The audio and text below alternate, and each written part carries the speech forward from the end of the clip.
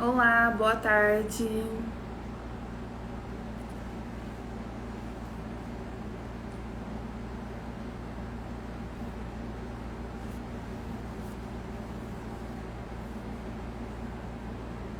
Olá.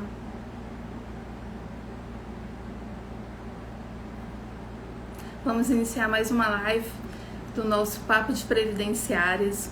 Hoje com um convidado muito especial. Vamos só aguardar ele entrar.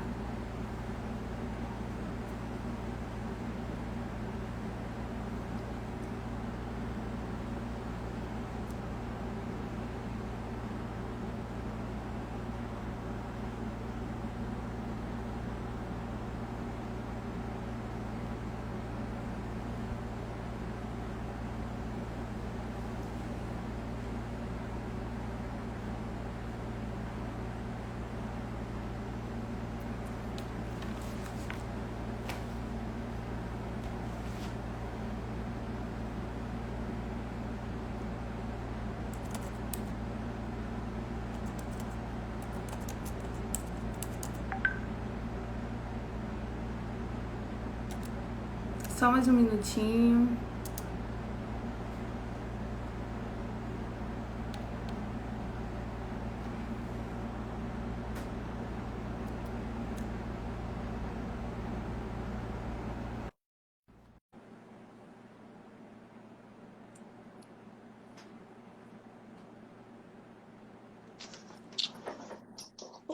Olá, Olá, boa tarde. boa tarde. Vou posicionar um pouquinho Tudo mais. bem, doutora Bruna? Tudo ótimo, doutor. Mais uma vez, muito obrigado por ter aceitado o nosso convite. Ficamos, assim, extremamente honradas. Não, é um prazer, um prazer. Esse trabalho de conversar sobre direito previdenciário é um dos que dá mais prazer. Então, é um prazer estar aqui com vocês. Olha, eu sou, assim, meio suspeita, porque eu já sou fã do seu trabalho. Mas, assim, para as pessoas que ainda não tiveram o prazer de conhecer, eu queria que o professor falasse um pouquinho, professor ou doutor, eu não sei qual é a melhor forma. Não, pode chamar de Fábio.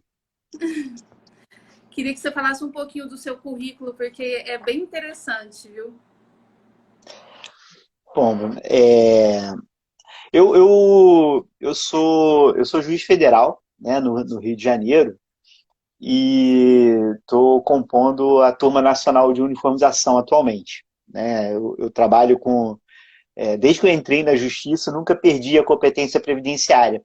Então, já há bastante tempo aí julgando casos de direito previdenciário e já há algum tempo sou juiz de turma recursal, né? Nos últimos meses, na verdade, no último ano, fiquei afastado da turma recursal porque eu estou convocado no TRF.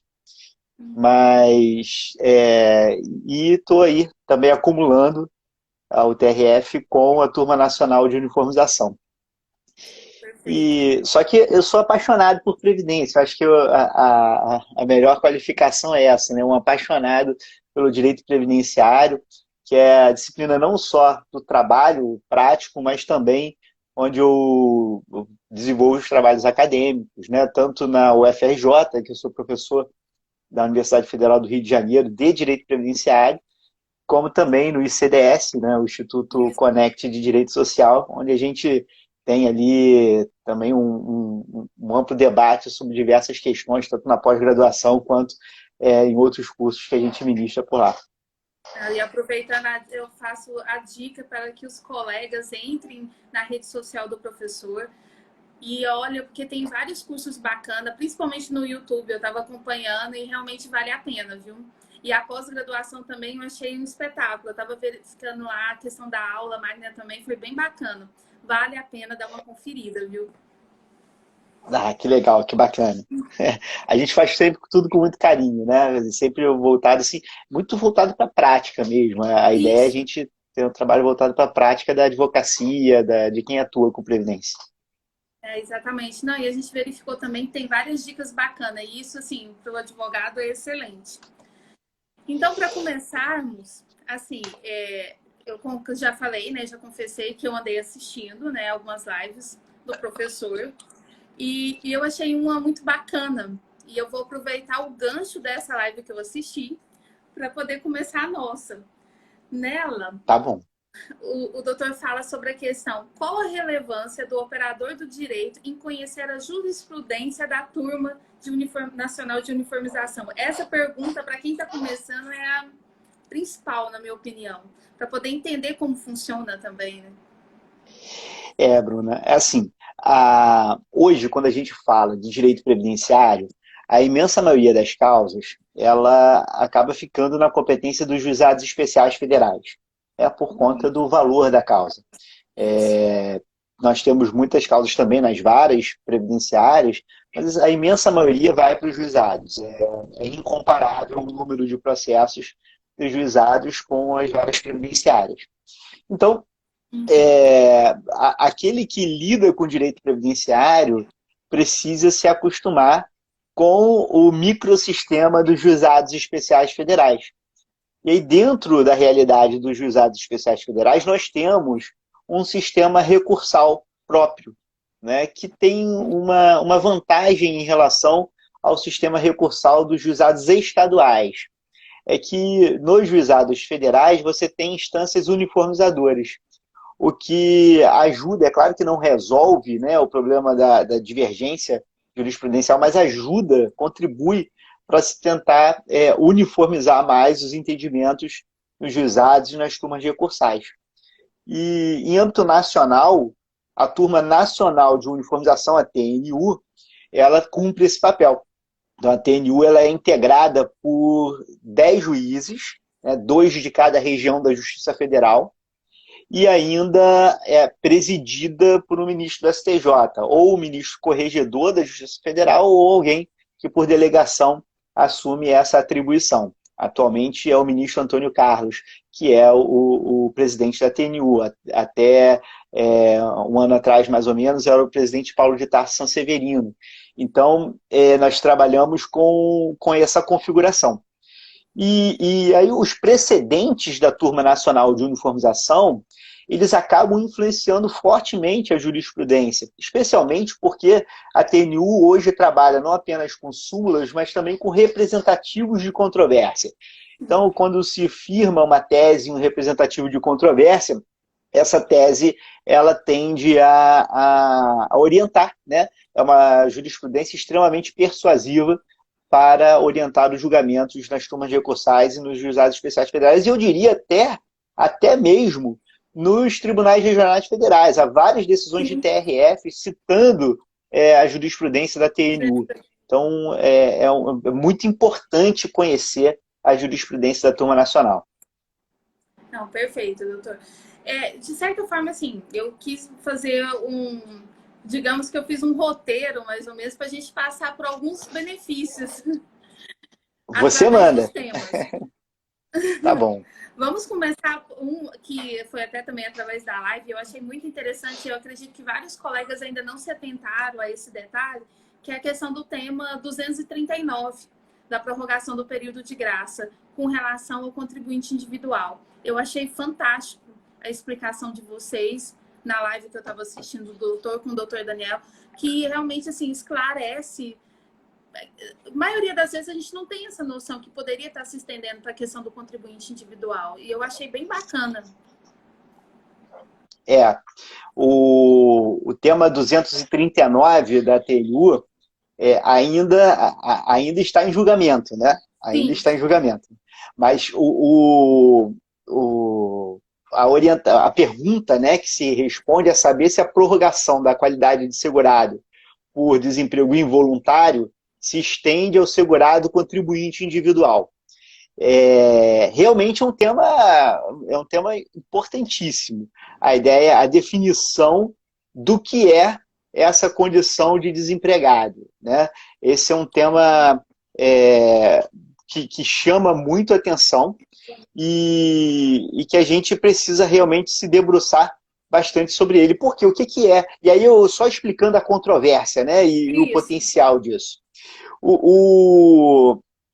Quando a gente fala do desemprego, né, o desemprego significa não só a ausência de emprego, mas uma ausência involuntária. de trabalho. O conceito de desemprego, ele não é um conceito que está estabelecido em alguma norma jurídica. Então, acaba sendo um conceito econômico. Você não tem um conceito de desemprego do ponto de vista definitivo, fixado em uma norma jurídica. Tá?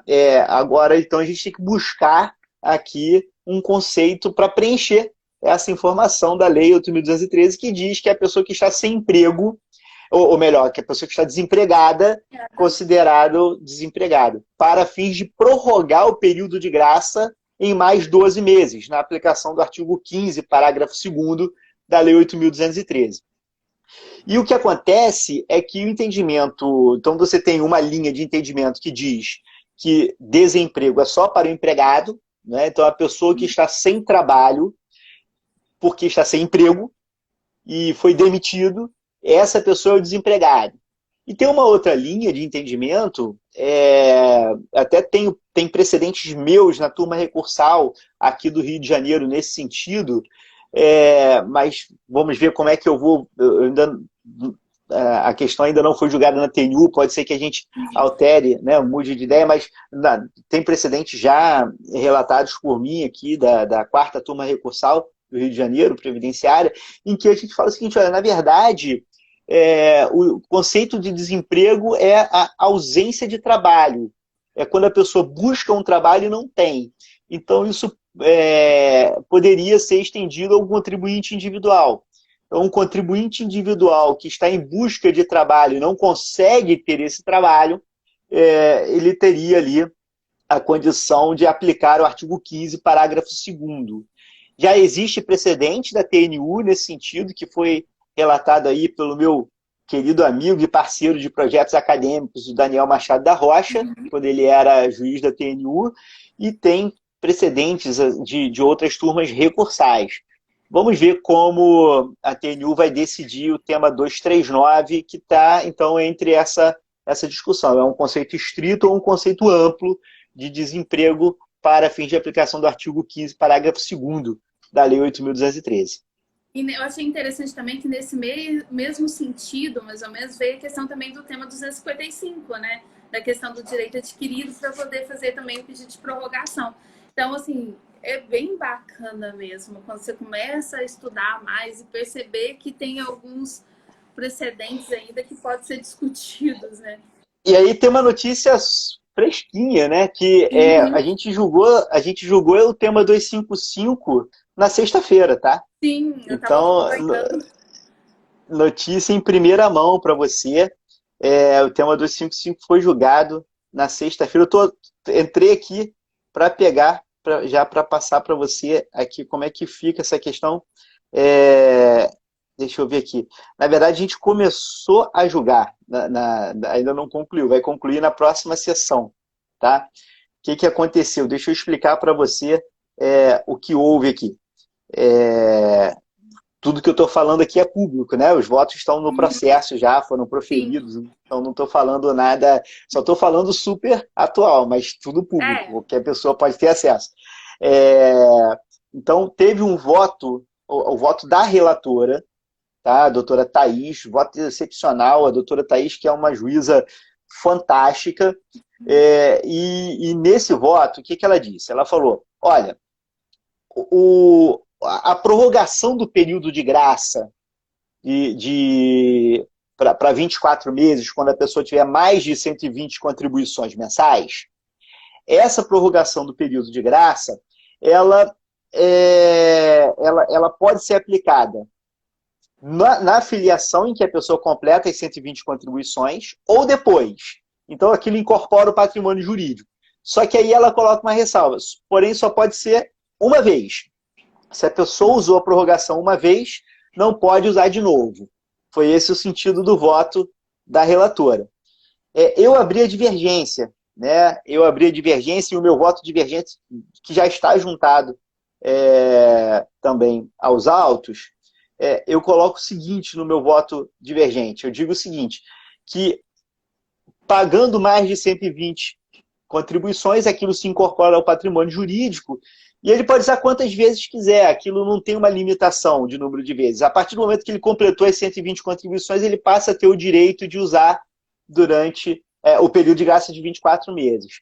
Até posso ler aqui a tese que eu encaminhei, né? Tá? O pagamento de mais de 120 contribuições mensais, sem interrupção que acarrete a perda da qualidade de segurado, garante o direito à prorrogação do período de graça, prevista no parágrafo 1º do artigo 15 da Lei 8.213, mesmo nas filiações posteriores àquela na qual a exigência foi preenchida. Então, sem essa limitação, sem nada. Vamos ver, o doutor Erivaldo pediu vista, ele deve trazer, não sei, mas acredito que ele deva trazer na próxima sessão. Vamos aguardar para ver como a TNU vai se posicionar. Então, já tem colocado essas duas posições. Tá? Na verdade, são 3 posições, né? Tem a posição do INSS dizendo que perdeu a qualidade de segurado, já era. Tem a posição da relatora, que poderia ser usado uma vez. Pode ser usado, mas só usado uma vez. E a minha posição, que pode ser usado sempre. É essa colocação. Não, perfeito. Então, agora vamos falar um pouquinho sobre os benefícios por incapacidade. Para começar, eu achei bem interessante a questão do tema 220, da dispensa da carência com relação àquele rol, se ele é taxativo.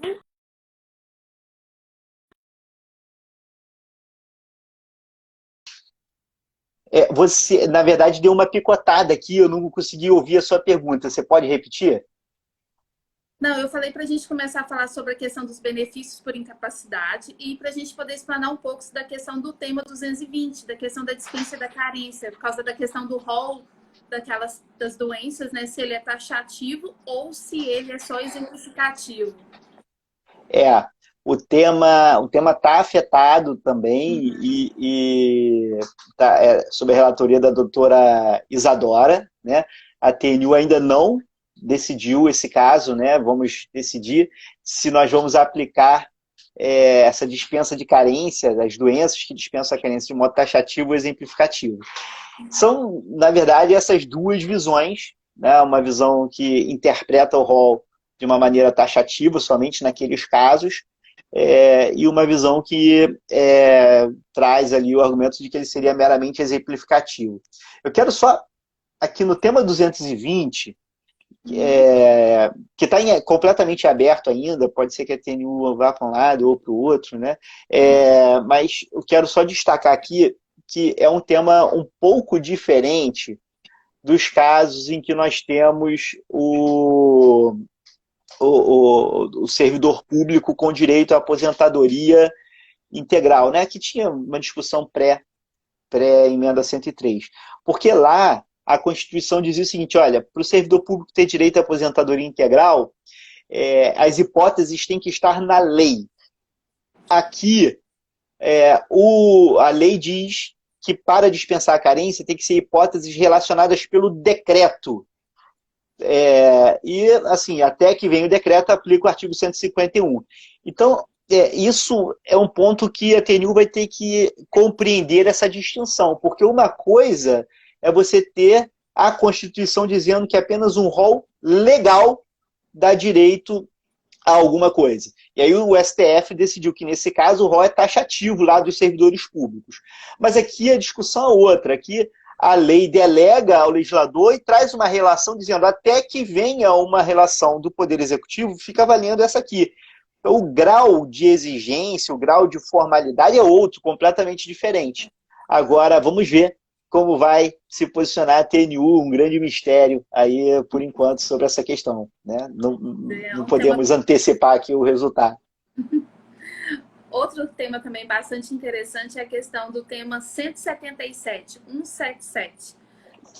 Esse, assim, está acabando com a gente. Vou ser bem sincera, doutor. Nossa, não aguento mais pegar sentenças. Está acabando com vocês? Mas eu tenho um caso e eu achei bem interessante que agora eu vou usar o mandado de segurança para ele, porque, nossa, é complicado. O juiz vai dar a sentença, julga a questão, mantém o segurado até a reabilitação ou aposentadoria por invalidez. E aí, de repente, implanta-se o benefício, o INSS já vem e corta o benefício. No outro mês, não dá nem tempo do cliente ter o gostinho de ficar aquele período. Mas o tema 177 veio exatamente para combater esse tipo de situação. Tá? O que aconteceu? O que é o tema 177? Ele trata dos casos de incapacidade parcial e permanente. Né? Para os casos de incapacidade parcial e permanente, a recomendação dada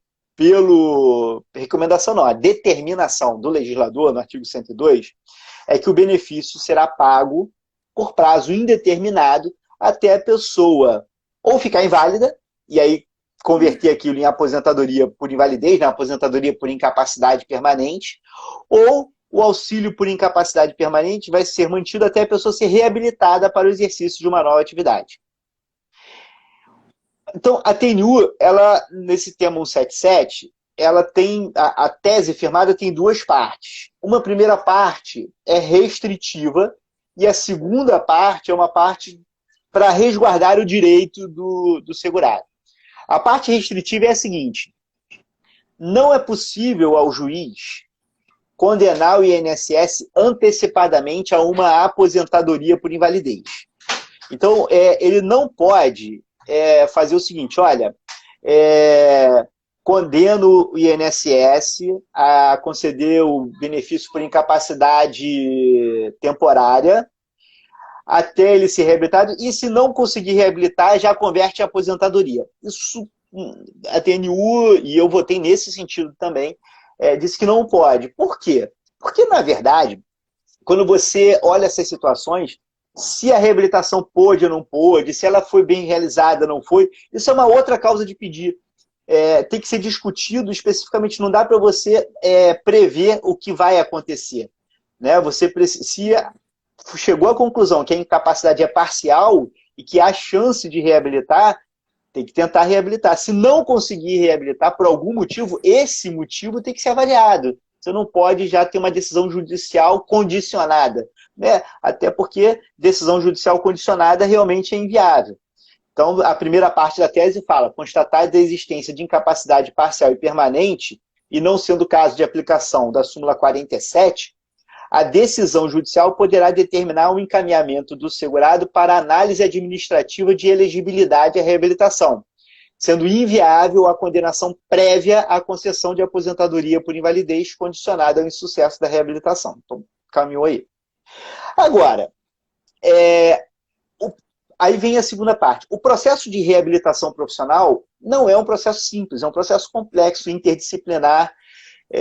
Não é só mandar a pessoa fazer um curso, né? Olha, eu quero te ensinar uma outra profissão, faz um outro curso aqui. Isso não pode acontecer. Simplesmente assim. É um processo mais complexo. Inclusive, avaliar se a pessoa tem experiência pretérita, se ele precisa realmente fazer aquele curso, ele pode ser reabilitado de outra forma. Por isso que você não encaminha para reprofissionalização. Você não manda o INSS fazer um outro curso. Você tem que avaliar. Você vai encaminhar para análise de elegibilidade. Só que aí vinha o INSS nessas decisões e fazia uma coisa que, às vezes, tangenciava a má-fé. Porque ia para o processo de análise de elegibilidade e nessa análise vinha uma perícia dizendo: não é elegível a reabilitação porque ele pode trabalhar. Exato. Então, assim, ou seja, eu julguei um caso uma vez, Bruno, em que a pessoa, o procurador do INSS fez um acordo. Foi para a audiência, a perícia tinha dado ali, tinha reconhecido a incapacidade parcial e permanente, o procurador fez o acordo concedendo, na época era auxílio-doença, concedendo auxílio-doença até a análise de elegibilidade e reabilitação. Na semana seguinte, a pessoa já foi chamada no INSS e o INSS cortou dizendo o seguinte: não é elegível porque não tem incapacidade. Aí, para isso existe a segunda parte do tema 177. A segunda parte do tema fala o seguinte: a análise administrativa da elegibilidade à reabilitação profissional deve como premissa a conclusão da decisão judicial sobre a existência de incapacidade parcial e permanente, ressalvada a possibilidade de constatação de modificação dessas circunstâncias. Então, o INSS não pode negar a reabilitação dizendo que a pessoa tem condição de trabalhar. Se a sentença é proferida nos termos do tema 177, vai falar, olha, condeno a restabelecer ou a conceder o benefício por incapacidade temporária, o antigo auxílio-doença, encaminhar o segurado para a análise de elegibilidade à reabilitação, e nessa análise o INSS não pode concluir que ele está capacitado para o trabalho. Ele tem que fazer análise de elegibilidade olhando os outros parâmetros. Já sabe outra profissão, já tem condição de exercer aqui, precisa, como é que ele vai fazer, mas não pode chegar à conclusão que ele está capacitado. É esse o sentido do tema 177. Aqui no meu estado de Goiás, infelizmente, o INSS não vem cumprindo com um combinado, digamos assim. Porque a maioria das vezes, doutor, realmente após a implantação do benefício, 1 mês, 2 meses no máximo, inicia-se o programa de reabilitação e antes de concluir o programa, já é cessado o benefício. A maioria das vezes está funcionando assim. Dizendo que ele pode trabalhar. Sim, que ele não ele está apto a voltar ao trabalho. Aí, no concurso da reabilitação, na qual já ficou determinado através de perícia, que naquele digamos, né, naquela profissão ele não poderia estar retornando, mas o INSS pega e te dá uma decisão administrativa falando, não, ele já está apto a voltar ao trabalho. Então, assim, não condiz muito com a realidade. Como que um segurado passou por uma perícia em menos de 4, 5 meses, ele já está apto se nem concluiu a reabilitação? Está indo exatamente no sentido oposto ao que a TNU colocou no tema 177. Né? Então, talvez valha a pena realmente reforçar nos processos judiciais o pedido para que haja, conste expressamente no título executivo essa parte do item 2 da tese do tema 177, que aí se o INSS fizer isso, o que você vai fazer é executar o título executivo, né? E não precisar ajuizar uma nova ação, porque você já tem o título dizendo que ele não pode negar. Mas aí agora eu vou um pouco... São os desafios. Ainda tá, porque eu fiz, assim, a experiência própria agora. Eu tô com um processo desse. Entrei com um pedido de execução, porque tendo em vista que o INSS não cumpriu, né? E o juiz negou, sendo que ele foi o mesmo que concedeu aquela sentença anterior. E aí ele falou que não cabe execução de sentença agora. Então, assim, é complicado. Mas eu vou tentar aqui do mandato de segurança. Mas veja, Bruno, que ainda que... Aí você pode ter uma discussão processual, enfim, e ter um entendimento do magistrado, mas se você for voltar a ajuizar uma ação, na verdade a sua ação já vai ser em outros termos. Mesmo que você tenha que ajuizar uma nova ação, mesmo que haja um entendimento desse sentido por parte do magistrado, a sua ação já... Olha, estou discutindo aqui, mas sobre esse ponto já tem coisa julgada, né? Sobre esse ponto já tem isso aqui, o juiz já falou que existe uma incapacidade parcial e permanente. E não houve alteração desse estado. Então não pode o INSS voltar a falar que a pessoa estava incapacitada, porque, na verdade, assim, a não ser que ele mostre que houve uma evolução do quadro, mas se não teve evolução, tem que aplicar aquilo que está transitado em julgado. Existe trânsito em julgado para benefício por incapacidade, tá? A questão é que o benefício por incapacidade, como as circunstâncias de fato podem se modificar, aí a coisa julgada não alcança os novos fatos.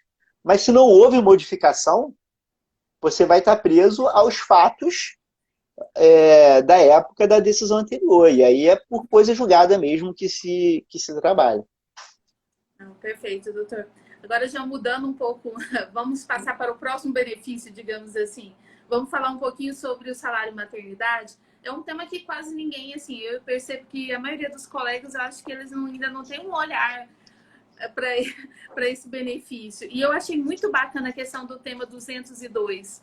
Vamos falar um pouquinho sobre ele? Vamos lá, deixa eu chegar nele aqui, que você fala... Eu não sei os temas de cabeça, né? Você fala, eu vou aqui pegando minhas colinhas no... Aliás, para quem não sabe, todos os temas da TNU estão no site, né, da Justiça Federal. O tema 202, nós temos aqui um tema que foi o seguinte, na verdade, tem duas coisas importantes sobre o salário e maternidade aqui da desempregada, né? Aqui, o tema 202 da TNU foi como nós vamos calcular o salário maternidade da desempregada. O segurado ajuizou a ação pedindo para calcular o salário maternidade como se fosse empregada. Ou seja, pegar a última remuneração daquele segurado, né? A remuneração integral do segurado. Esse era o objetivo aqui. Porém, o INSS dizia, não, o salário maternidade do desempregado não pode ser o do empregado, né? Você vai calcular como se fosse de um contribuinte individual. E a TNU, interpretando essas normas, nesse caso achou que o INSS tinha razão, tá? E falou o seguinte, olha, o cálculo do salário maternidade devido à segurada aqui, que esteja em período de graça, com última vinculação ao regime geral na qualidade de empregada, vai observar o 73 inciso terceiro, ou seja, a média dos últimos 12 salários de contribuição. Então, não vamos considerar aqui o valor da última remuneração, mas vamos considerar a média dos últimos 12 salários de contribuição, né? Mas, Bruno, se você me permite falar sobre salário e maternidade, uma outra questão interessante foi a que aconteceu com as mulheres que estavam na situação mais dramática que tem, que é a mulher grávida que é dispensada de maneira irregular, sem justa causa, né? Porque durante a gestação existe a estabilidade. Agora, às vezes, simplesmente essa estabilidade não é observada, por diversos motivos. Às vezes porque uma empresa realmente descumpre a obrigação trabalhista de maneira consciente, outras vezes aquela gestação ocorreu ali durante o período de aviso prévio, enfim, temos ali uma série de circunstâncias, mas o fato é que o INSS ele não pagava o salário maternidade para a mulher que tinha sido dispensada sem justa causa durante a gestação. Ele falava, olha, se ela for dispensada por justa causa, eu pago o salário maternidade.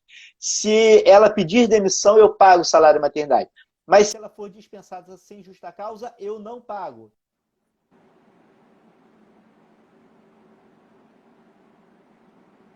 Oi, travou? Oi. Oi, Não, voltamos. entrou uma ligação aqui no meio. Eu não pago salário maternidade por uma questão muito simples. Eu não pago porque essa demissão não poderia acontecer. E essa poderia acontecer e o INSS não vai pagar, é uma questão trabalhista. Julgando uma ação civil pública contra essa questão, eu tive a oportunidade de ser o relator dessa ação civil pública no TRF da 2ª Região. A gente decidiu com efeitos nacionais que o INSS tinha que pagar. Tá? Então, tinha que pagar esse salário maternidade, porque não cabe ao INSS usurpar a competência da Justiça do Trabalho. Saber se a dispensa foi legal ou ilegal é uma questão da Justiça do Trabalho. O INSS tem que olhar o fato, se a pessoa está vivendo o risco, tem que pagar o benefício. E eu fiquei muito feliz porque essa decisão foi no final do ano passado, início desse ano, e fiquei muito feliz porque no decreto 10.410, né, que traz o novo regulamento da Previdência, essa questão foi resolvida. E a gente tem ali, hoje, já a questão resolvida administrativamente. De certa forma, o INSS reconheceu ali o direito dessas mulheres. Sim. E hoje em dia, com dispensa ou sem dispensa, por justa causa ou sem justa causa, o INSS vai pagar diretamente o salário maternidade nessas hipóteses. Perfeito. Vamos passear para mais um benefício. Vamos falar um pouquinho agora sobre a questão de pensão por morte. Vamos. Um dos temas assim que eu gosto muito é o 114. Vamos lá no 114, então. Repercussão econômica do filho maior inválido. Esse é um tema importantíssimo e que está dando medo por conta de algumas decisões que, aplicando esse tema, às vezes não estão deixando claro na ementa o que eles estão decidindo. Vamos lá, deixa eu tentar explicar um pouco mais. O tema 114, ele fala assim, para fins previdenciários, a presunção de dependência econômica do filho inválido é relativa, motivo pelo qual fica afastada quando este oferir renda própria, devendo ela ser comprovada. Vamos lá. A grande questão aqui, esse debate é em relação ao filho maior inválido. Tá? Tanto é que o tema que foi afetado é saber a natureza da dependência econômica do filho maior inválido, se é absoluto ou relativo. Aqui a gente já começa com uma situação que a jurisprudência já está se posicionando mais favoravelmente que a administração. Por quê? O INSS, ele diz que se o filho fica inválido depois dos 21 anos de idade, a pessoa não tem condição de dependente. O INSS só reconhece a dependência do filho inválido se ele ficou inválido antes dos 21. Se ele ficou inválido depois dos 21, o INSS administrativamente não reconhece. Vem a jurisprudência e diz, olha, INSS, essa questão, esse limite não está na lei. O artigo 16 da Lei 8.213 diz que o filho inválido é dependente. Não está dizendo o filho que ficou inválido antes dos 21, mas o filho inválido é considerado dependente. É o que nós temos no artigo 16, inciso 1º. Então, o filho que fica inválido depois dos 21 anos também deve ser considerado dependente. Aí o INSS argumentava assim, tá, mas imagine a seguinte hipótese. O filho ficou inválido com 50 anos de idade. E até por conta disso, já não dependia do pai, ficou inválido e agora está recebendo aposentadoria por invalidez, continua sem depender do pai. E 10 anos depois, esse filho, sem nunca ter recebido um centavo do pai, perde o pai. O pai dele morre 10 anos depois, né? Deixando esse filho com 60 anos, que é inválido desde os 50 e que sobrevive com a aposentadoria por invalidez. Aí o INSS falava, será que é realmente esse tipo de situação que a lei previdenciária quer cobrir? Então, qual foi a solução que a TNU deu nesse caso, lá em 2013? Né? A TNU falou assim, olha, essa dependência, ela existe, o filho é dependente, a dependência existe presunção de dependência econômica, só que essa presunção é relativa e o INSS pode afastar essa presunção. O INSS pode demonstrar que, nesse caso específico, a dependência econômica não existe porque ele recebe já um benefício que é suficiente para o seu sustento, enfim. Tá? E caminhou nesse sentido. E a jurisprudência, o STJ também adota esse mesmo entendimento, dizendo que o filho que fica inválido depois dos 21 anos continua a ser dependente, porém tem uma presunção relativa de dependência econômica. Então, a jurisprudência pacífica do STJ. Qual o problema que eu vejo aqui, Bruna? E que é muito importante a gente atentar. Principalmente em vários acórdãos, tá? De vários órgãos, inclusive do STJ, a decisão está saindo dizendo a dependência do artigo 16, das pessoas do inciso 1º do artigo 16 é relativa. Mas, assim, a decisão está falando do filho maior inválido. E esse é um ponto que a gente precisa destacar muito. Porque ninguém diz que essa dependência é verdadeiramente relativa de modo geral. Nem o INSS administrativamente. O INSS trata a dependência das pessoas do inciso 1º como absoluta. Essa discussão dela ser absoluta ou relativa, ela só se aplica aqui porque, na verdade, o INSS está dizendo que o filho maior inválido simplesmente não é dependente, em hipótese alguma. E a jurisprudência diz, mas nesse caso eu tenho essa dependência relativa. O meu medo é quando começam a sair acórdãos que na ementa, o texto, o voto inteiro teor, você percebe que é do filho maior inválido. Mas como a ementa está saindo dessa forma, meu medo é daqui a pouco o pessoal começar a dizer que todos os dependentes do inciso 1º têm uma presunção relativa, né? E não é. Na verdade, a presunção é absoluta de dependência econômica. E nesse caso específico do filho maior inválido, que tanto a TNU quanto o STJ se orientam por dizer que o INSS está errado, existe a situação de dependente, porém, a dependência econômica aqui é presumida, não é absoluta. É assim que se coloca, tá? Olha, eu vou falar, agora eu vou citar um tema que é assim, para nós, todos já entende que já está já como certo, mas a maioria dos clientes que chega no escritório com relação à pensão de filhos, chega com essa dúvida ou com essa certeza, que já chega afirmando, que é a questão do tema 7, que fala que é indevida a prorrogação da pensão por morte ao filho maior de 21. Doutor, é incrível. Acho que virou um mito ou alguma coisa nesse sentido. Ah, não, desde que ele esteja estudando, ele tem o direito. E você tenta explicar e eles se negam a querer entender, ou senão fala assim, ela não está entendendo do assunto. Ele está cursando a faculdade ou ele ainda está cursando ensino médio. As pessoas ainda não entendem que realmente já ficou algo que já ficou decidido. Não tem direito à prorrogação, né, de recebimento da pensão a partir dos 21, mesmo que esteja estudando, né? É verdade. Bom, a gente tem aqui você sabe que assim, essa é uma questão já pacificada, simulada, né? É, e, eu tô convicto, sabe, Bruno, de que tá certa a decisão, que não tem que prorrogar. Eu acho que prorrogar a pensão para quem está estudando gera uma solidariedade invertida, às avessas, tá?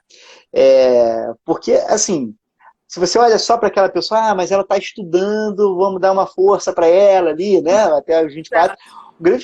O grande problema, e o que acontece hoje? Você tem alguns regimes próprios que ainda prevêem isso. E vamos ter dificuldade, por conta da emenda 103, de manter isso nesses regimes próprios. Tá? Você tem os militares que mantêm isso. Você tem algumas decisões da vara de família que falam sobre pagar pensão alimentícia até os 24. Mas essa questão do direito de família é completamente diferente da questão previdenciária. Tá? Agora, você imagine só, alguém que tem a oportunidade de acessar o ensino superior não e aí você compara com aquele que não tem a oportunidade de acessar o ensino superior. Então, você vai estar dizendo o seguinte, se a pessoa consegue acessar o ensino superior, e no Brasil ainda é uma minoria, e por mais que isso tenha melhorado nos últimos anos, mas ainda a categoria daqueles que têm menos necessidade, né? Quem consegue acessar o ensino superior, a realidade no Brasil ainda é de que a maior parte dos estudantes universitários são aqueles que vêm de famílias com alguma condição, ainda que não sejam ricas ou classe média alta, mas tem alguma, está longe da miséria, né? Sim. Você tem exceções, mas a imensa maioria das pessoas que acessam o ensino superior são aquelas famílias longe da miséria. E aí você vai falar, para quem está longe da miséria, eu prorrogo o benefício. Aquele o mais miserável vai acabar aos 21. Você tem o mais miserável pagando pelo outro, né? Então, assim, eu acho que é justa, muito justa essa solução, além do que é a solução com base na lei. Se a lei estabelece que acaba aos 21, é aos 21 que acaba e não tem como prorrogar mesmo. Não, perfeito. Agora vamos pular para outros benefícios. Benefício das atividades rurais.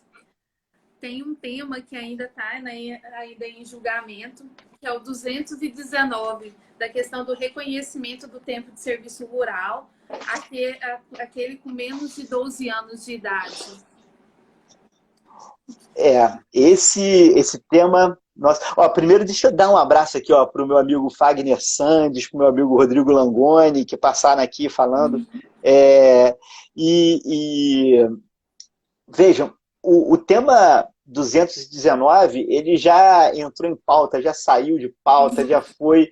É uma questão super delicada mesmo. Mas ele acabou encontrando já uma solução no STJ, né? O STJ disse que é possível. Então, talvez isso acabe influenciando aqui o resultado do julgamento, porque você já tem a posição da STJ. A TNU, a ideia dela é uniformizar a jurisprudência. E se tiver a decisão do STJ contra aquele entendimento, cabe um incidente de uniformização para o STJ. Então vamos ver como a TNU vai se posicionar, mas talvez esse tema ele tenha sido solucionado no STJ antes de ter uma tese no representativo de controvérsia da TNU. Não, perfeito. Ainda mantendo sobre a questão dos benefícios rurais, vamos falar um pouquinho sobre a aposentadoria híbrida. O tema 168. Se é... Aqui é outro tema, né? A aposentadoria híbrida no 168, ele acaba aqui trazendo para cá uma questão muito parecida com o que eu falei antes, de você ter o STJ e o STF, a TNU tinha o entendimento mais restritivo, mas aí o STJ, no tema 1007, fixou a possibilidade do reconhecimento do tempo rural remoto, né? Se você tem lá a tese do tema 1007 do STJ, fala que o tempo de serviço rural ele pode ser remoto e descontínuo antes da lei da 8.213 e ele pode ser contado para fins de carência para aposentadoria híbrida. Então houve uma grande abertura. É verdade que o tema vai chegar no Supremo, né? Já tem ali recurso extraordinário e numa prática que está sendo realizada pelo STJ ultimamente, tem a admissão do recurso extraordinário com determinação de suspensão, né, dos julgamentos até essa posição. Então a gente tem hoje esse posicionamento também baseado no tema 1007 do STJ, que é o que tem que ser aplicado aqui, por enquanto, aguardando qual vai ser a posição do Supremo Tribunal Federal. Quando eu entrei na TNU, esse caso tinha acabado de ser julgado. Eu participei só dos embargos de declaração, eu não participei do tema. Eu, pessoalmente, não concordo com a tese que tinha sido firmada na TNU, né? Dos embargos de declaração, a tese foi um pouquinho ajustada aqui, mas, de qualquer maneira, depois o STJ decidiu em um sentido diferente. Vamos ver como é que vai agora o Supremo decidir sobre essa questão. Ser advogado previdencialista não é fácil, né? Olha só quantas coisas assim que o advogado precisa dominar, assim, tem que estudar muito, né? É verdade. Assim, vou falar sobre um benefício agora, que tá quase pertinho da gente finalizar, mas assim, é um que eu acho bem bacana, que é a questão do LOAS, do BBC. O tema ainda está em julgamento, mas eu queria que o doutor falasse um pouquinho pra gente, que é o tema 253. 253. Isso. Se ele pode acumular, que é a questão do auxílio acidente, se são acumuláveis ou não. Aqui é uma questão curiosa, né? Saber se alguém que recebe auxílio acidente pode ou não acumular com benefício de prestação continuada. E aqui você vai ter, assim, em princípio, alguém que recebe BPC não pode receber benefício previdenciário, né? Essa é a solução aqui. A questão é analisar a natureza do auxílio acidente. Veja que o auxílio acidente é um benefício hoje que sequer mantém qualidade de segurado, né? É um benefício de natureza indenizatória. E aí vamos ver aqui, essa questão também vai ser bem interessante. Foi afetado em março desse ano aqui. Vamos ver como é que a discussão toda vai girar em torno da natureza jurídica do benefício de auxílio acidente. Se você considerar que apenas os benefícios que são remuneratórios e por isso substituem a renda do segurado, que são inacumuláveis com o BPC, o auxílio acidente não impediria o recebimento do PPC. Por outro lado, se você falar, não, qualquer benefício previdenciário afasta, e aí você teria aqui essa possibilidade. E aí você veja só, Bruna, talvez tenha uma dica aqui, né, interessante, que mais um argumento que a TNU tem que avaliar, um caso, o auxílio acidente é sempre um caso excepcional. Você vê que o segurado especial pode acumular auxílio acidente com a aposentadoria e receber a sua aposentadoria do salário mínimo mais o auxílio acidente. Então a gente tem essa circunstância. Agora, quando você falou de teses de BPC e de auxílio acidente, eu pensei que você também ia falar. Tem uma notícia super fresca aqui para vocês, que a gente concluiu o julgamento de um tema que estava empatado, e com o voto do ministro a gente concluiu esse julgamento agora, que foi o tema 217, né? Isso. E a TNU concluiu que existe fungibilidade, tá? Entre o BPC e os benefícios por incapacidade. Ou seja, você pode ter requerido benefícios por incapacidade e depois ajuizar uma ação, e na ação você pediu o BPC, ou mesmo pediu o benefício por incapacidade e o juiz condenar o INSS a pagar o BPC. Então, temos esse posicionamento, né? Prevaleceu a tese de que é possível acumular. Ficou assim, ó, em relação ao benefício assistencial e aos benefícios por incapacidade, é possível conhecer de um deles em juízo, ainda que não seja especificamente requerido na via administrativa, desde que preenchidos os requisitos legais, observando-se o contraditório e o disposto no artigo 9º e 10 do CPC. Não, foi excelente. Tem mais uma... Quero ver se ainda dá tempo ainda da gente falar um pouquinho, que eu estava vendo a questão também do tema 240. 240. Ainda bem que você não me perguntou sobre EPI, senão não daria para falar em... Não, ia dar tempo. Eu tava aqui, mas eu vi que não vai dar tempo ainda. Tinha o 210, 211, mas eu vi que não vai conseguir. Vai ter que ter uma próxima oportunidade, professor, para falar com a gente sobre... Aí a gente coloca específico sobre os benefícios especiais. Vai ser um maior prazer. Então, o 240 trata saber se a anotação do vínculo empregatício realizada extemporaneamente em carteira de trabalho serve como início de prova material para fins previdenciários ou se depende de outros elementos materiais de prova para corroborar. Na verdade, é uma tentativa de evolução da jurisprudência da TNU, né? Nós temos hoje a orientação já simulada pela TNU, que a anotação na carteira de trabalho ela funciona como prova, né? E mais do que isso, ela tem uma presunção relativa de validade. A questão é se essa anotação é feita extemporaneamente, ela continua com isso ou não? Então, a gente vai, na verdade, no tema 240, a gente vai saber se a anotação extemporânea ela se insere na jurisprudência atual e vale com presunção relativa de veracidade, ou se é um caso de distinguishing, em que a gente precisa, aqui nessa situação, porque a anotação é extemporânea, a gente vai ter que exigir outros elementos de prova além dessa anotação extemporânea, né? Então, vamos... também foi afetado em novembro de 2019. Vamos ver como é que vai se comportar a TNU nessa questão.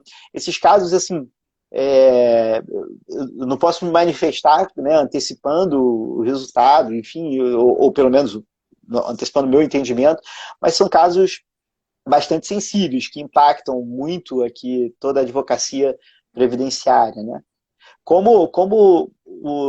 Mais recentemente, esse tema 213, que foi o tema que fala que o advogado pode questionar judicialmente a informação de eficácia do EPI e traz os parâmetros para esse questionamento para aposentadoria especial, como, enfim, vários outros temas, e tem muitos temas afetados, né? Nos próximos meses teremos aí muitas teses sendo formadas aí no colegiado da TNU.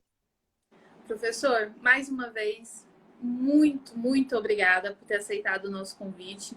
Somos um grupo de 6 mulheres apaixonadas pela Previdência Social e acompanhamos assim de perto o seu trabalho realmente e ficamos assim, não temos nem palavras para expressar o tanto que a gente gostou de ter aceitado o nosso convite. Estamos aqui no estado de Goiás para poder tentar fazer a diferença com relação à Previdência Social. Gostaríamos de deixar o convite para uma próxima, principalmente para a gente falar sobre a questão de aposentadorias especiais, porque eu já andei pesquisando e percebi que o professor é um espetáculo no assunto. Tivemos também assim uma propaganda do colega, o Dr. Daniel, também que participou aqui com a gente falando. E mais uma vez, muito obrigada. Muito obrigada pelo carinho, pela atenção e parabéns pelo seu trabalho. Obrigado, Bruno. Eu que agradeço. Parabéns ao trabalho seu e de todo o grupo que integra aí esse esforço por divulgar o conhecimento previdenciário, que é algo tão importante. O convite já está aceito por antecipação, tá? Também fica convidado a participar dos eventos de CDS E estou sempre também aqui, como você bem falou, colocando nas redes sociais novidades, julgamentos, com todos convidados a acompanhar também. Hoje em dia a gente tem que aproveitar a tecnologia para difundir o conhecimento, né? Então, então, vamos usar os canais acessíveis para que a gente consiga levar conhecimento para as pessoas. Previdência, o maior problema da Previdência está no conhecimento, né? A educação previdenciária, que as pessoas muitas vezes não têm acesso e que a gente precisa trabalhar para difundir e gerar mais justiça social por meio do conhecimento Exatamente. previdenciário. Mais uma vez, muito obrigada, viu? E até a Eu próxima. que agradeço. Até a próxima. Um abraço, Bruna. Obrigado. Outro, tchau. Tchau.